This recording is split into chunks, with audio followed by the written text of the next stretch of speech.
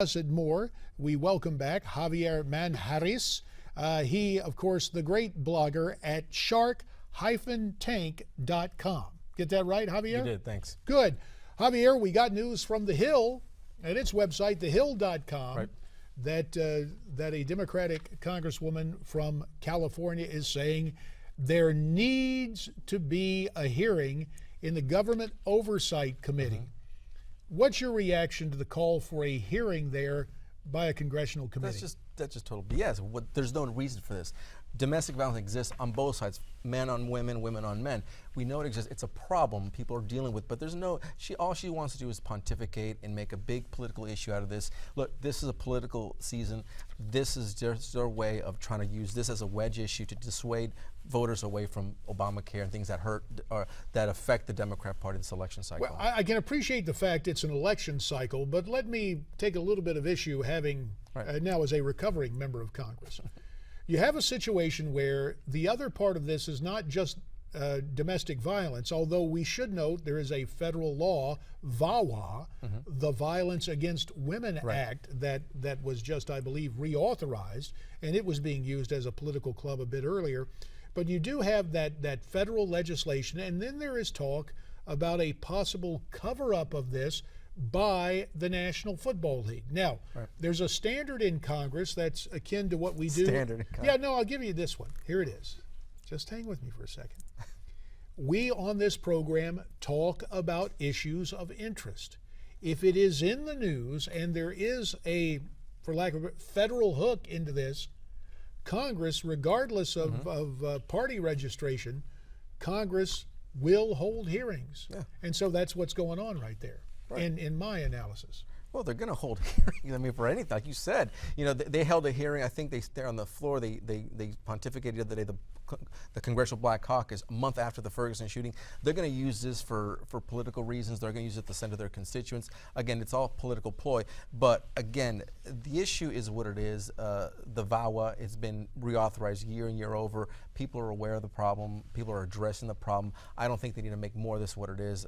Let it be. Well, it is curious because the NFL, in terms of addressing different issues, dare we call them women's issues, fighting breast cancer, you know, wearing pink jerseys or the pink ribbons, doing all those socially active things in terms of good causes, some causes that, not in the case of breast cancer, but some other things that probably are left of center. And now there is this growing cacophony out there, a lot of different people talking about the issue, but the notion of the commissioner losing his job.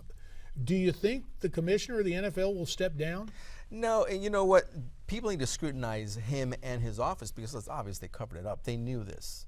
I mean, I'm sure they saw this. I mean, that's the same tape they sent over. I don't think the police edited that tape and just let them see the latter part of that video. And then they saw the first part where he actually knocked her out in the elevator just about a week ago. I don't think he should lose his job, just like I don't think Ray Rice should be completely banned from NFL. I think people make mistakes in life. You've made mistakes. I've made mistakes.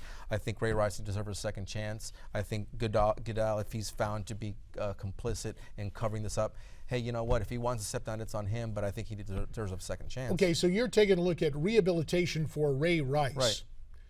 In the case of the commissioner, if there was a cover-up, we got about 30 seconds on this. Shouldn't he be held responsible in some way? He's at the end of the day, he's the buck stops where. He's responsible. Now, if more comes of it that he was really made it a point to cover this up and it doesn't look really bad for, it does look worse than what it is for him, then maybe he should consider stepping down. Fair enough. We'll have to leave it there. Javier Manjarres, as always, we appreciate what you have to say.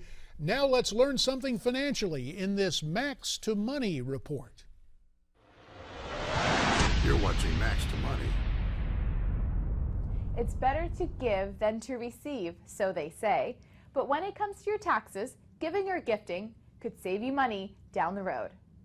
The benefits of annual gifting is you get some money out of your estate systematically every year.